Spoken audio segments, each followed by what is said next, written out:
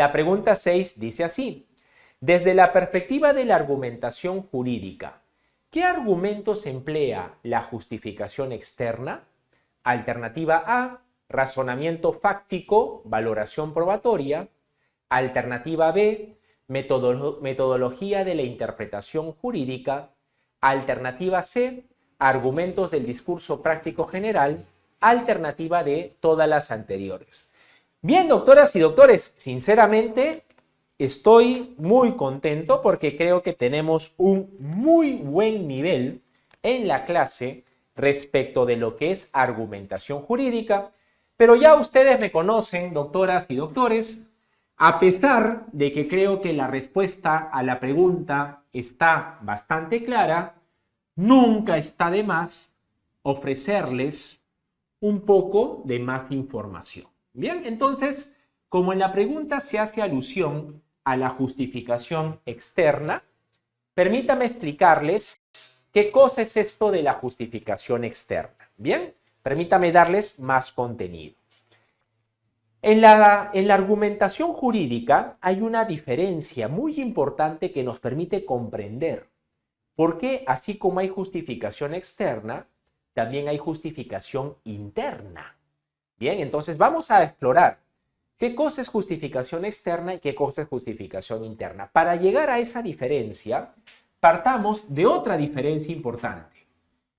La diferencia entre casos fáciles versus casos difíciles. Bien. En las teorías de la argumentación jurídica hay una diferencia bien interesante entre caso fácil y caso difícil que vamos a utilizarla para aterrizar en esas diferencias entre justificación externa y justificación interna. ¿Ok? Cuando estamos ante un caso fácil y cuando estamos ante un caso difícil. Bien, en un caso lo vamos a calificar como fácil en dos supuestos. Bien, hay dos supuestos que podemos considerar para determinar o identificar el caso que tengamos a nuestro cargo como fácil. El primer supuesto es que la premisa normativa, es decir, la disposición jurídica aplicable, la premisa normativa es, vamos a ponerlo así, soporta un significado único y comprensible. ¿De acuerdo? Primer supuesto de un caso fácil, cuando la premisa normativa presenta un significado que no es controversial, porque es un significado único y comprensible para todos.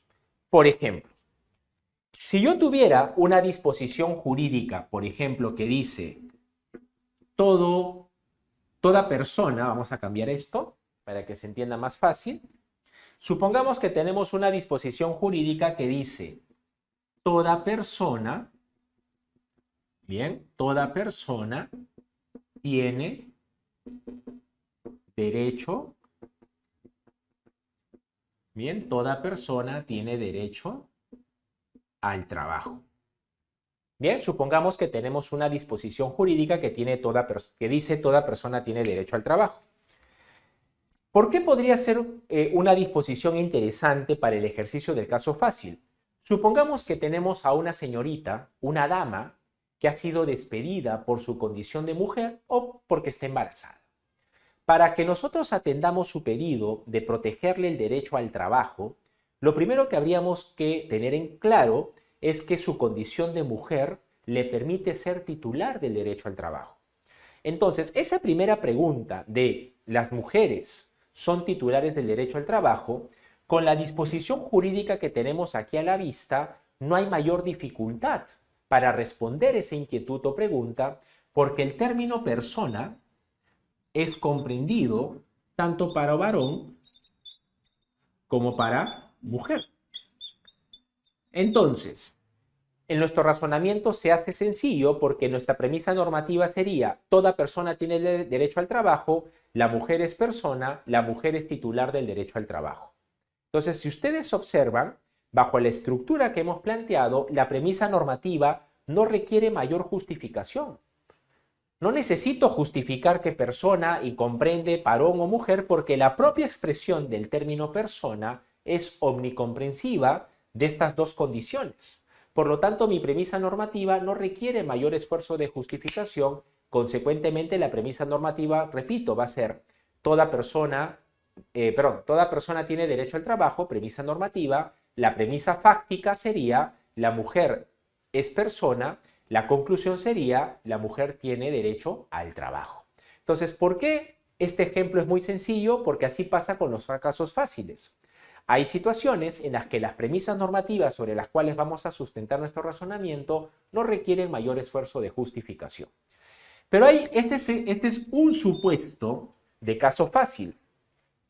Otro supuesto de caso fácil es cuando tenemos un caso que originalmente era difícil, pero luego se vuelve en caso fácil por la intervención de una autoridad. Por ejemplo, tranquilo, yo le voy a explicar. Supongamos que tenemos el mismo caso de una señorita que ha sido despedida por su condición de mujer o por estar embarazada.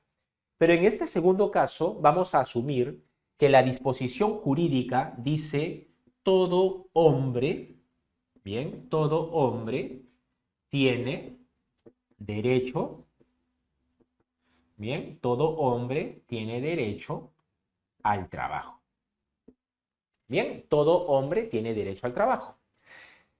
A ver, ahora la disposición jurídica en el segundo ejemplo ha cambiado, ¿verdad? Ahora no dice toda persona, sino dice todo hombre. Pero vamos con los mismos hechos. Seguimos como jueces o juezas frente a una situación de despido de una señorita por su condición de mujer o por su embarazo. Entonces, para darle cobertura a ese derecho que demanda, tenemos que asegurarnos que el ordenamiento jurídico sea debidamente interpretado para reconocerle titularidad sobre ese derecho. Resulta, sin embargo, que en este segundo supuesto, la disposición jurídica no dice todo hombre, pero no dice toda persona, sino que dice todo hombre tiene derecho al trabajo. Entonces, acá la cosa pinta distinto. ¿Por qué? Porque el término hombre puede ser pasible de dos interpretaciones. Hombre como varón y hombre como ser humano. Es decir, la disposición jurídica puede ser comprendida de dos maneras. Puedo entender el término hombre como varón o puedo entender el término hombre como ser humano. A diferencia de la primera disposición jurídica, que su construcción normativa soportaba un sentido comprensible para todos, aquí el término hombre puede ser pasible por lo menos de dos normas.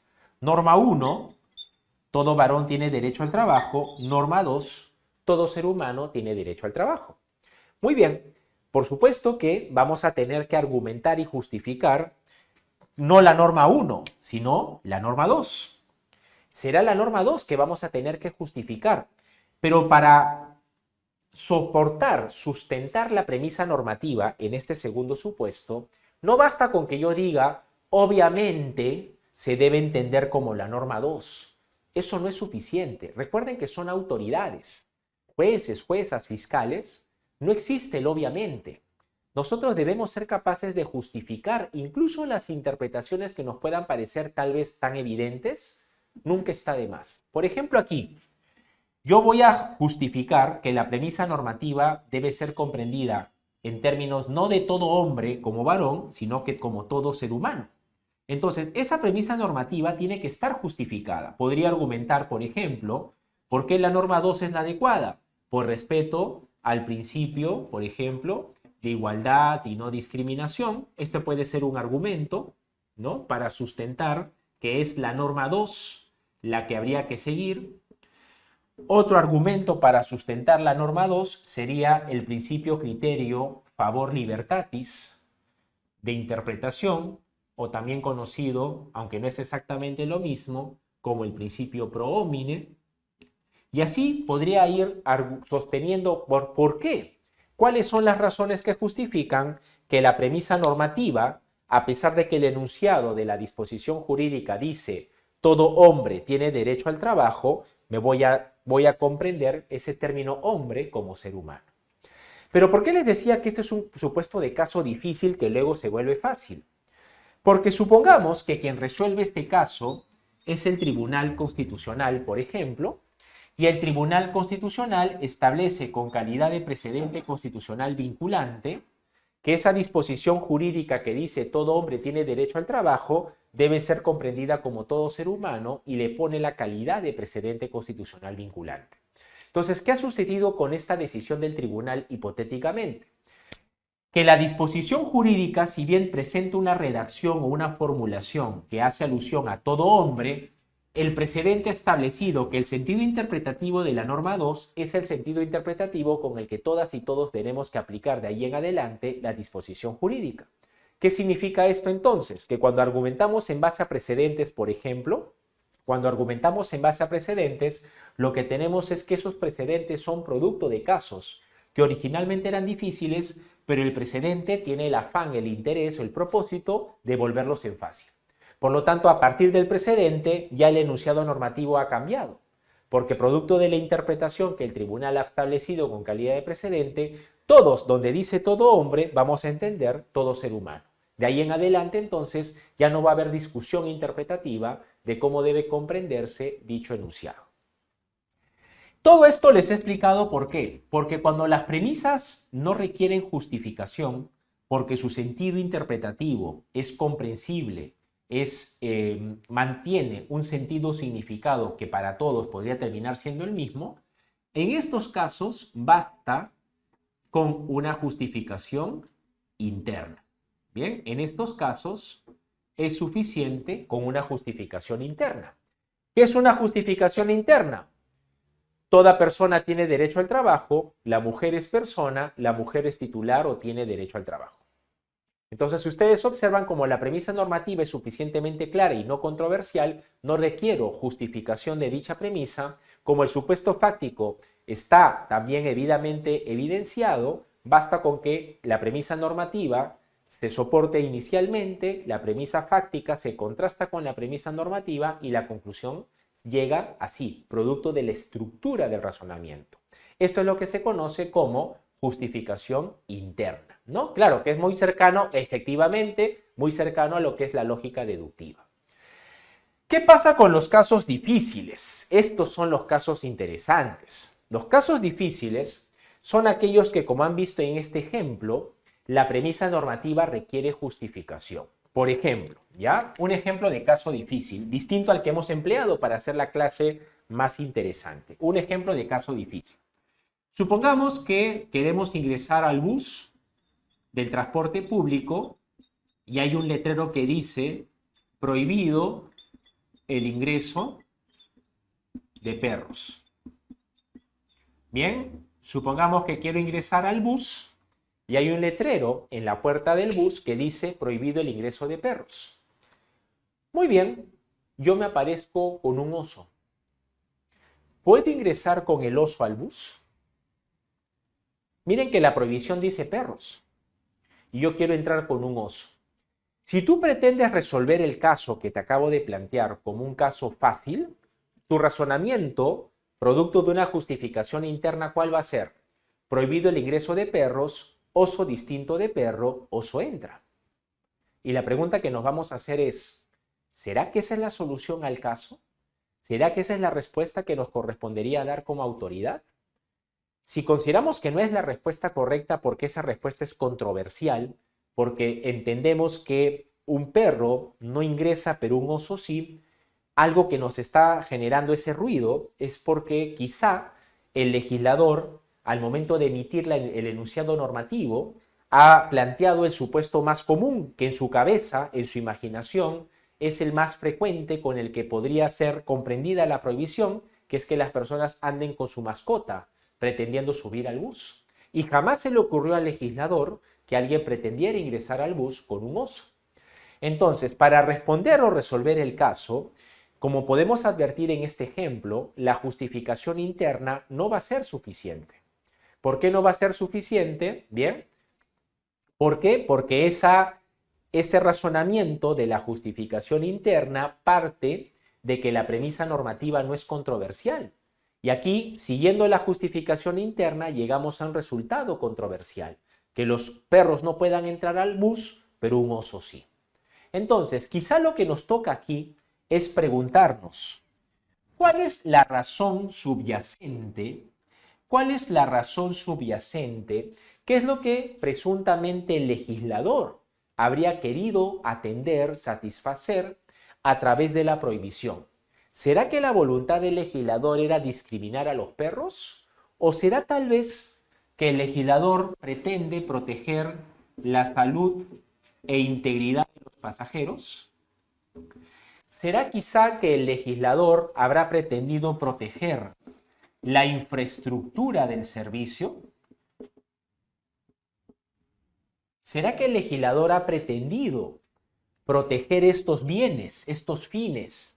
Pero en su cabeza, como la realidad supera la ficción, él imaginó que con la prohibición de perros estaría atendiendo la finalidad. Pero ya en el ejemplo que hemos planteado, con un oso, estos fines que supuestamente entendemos que el legislador pretendería atender, no se verían satisfechos. Entonces, ¿qué nos toca hacer en este ejemplo? Tenemos que justificar nuestra premisa normativa. Porque si yo planteo la premisa normativa tal como estaría comprendida, el oso sí ingresa, poniendo en peligro esa salud e integridad de los pasajeros y la infraestructura del servicio. Entonces, a lo mejor tenemos que preguntarnos si para atender esa finalidad, para atender ese propósito, para atender esos fines, realmente la prohibición se debe circunscribir a los perros o tal vez deba ser comprendida a la luz del fin que se busca atender, animales salvajes o animales peligrosos. ¿Para qué? ¿Peligrosos para qué? Para la salud, integridad e infraestructura del servicio. Ahí, ¿qué estoy haciendo? Si ustedes se percatan, me estoy comprometiendo primero a justificar la premisa normativa, porque esa premisa normativa, tal como está expresada, no me permite atender o resolver el caso conforme a esos valores o principios que entiendo el legislador estaría buscando satisfacer. Cuando hacemos eso, doctoras y doctores, de justificar las premisas de nuestro razonamiento, cuando hacemos esto que estamos haciendo aquí, es donde estamos haciendo lo que se conoce como justificación externa.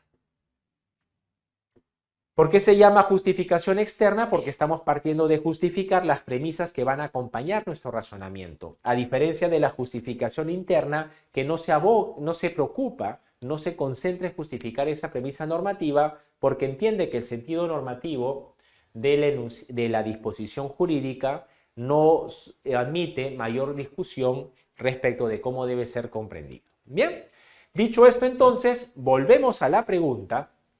Y vamos a señalar, en efecto, como ustedes han planteado, la respuesta correcta en la pregunta que había dejado ahí en el tintero, la número 6. La respuesta correcta efectivamente es la alternativa D.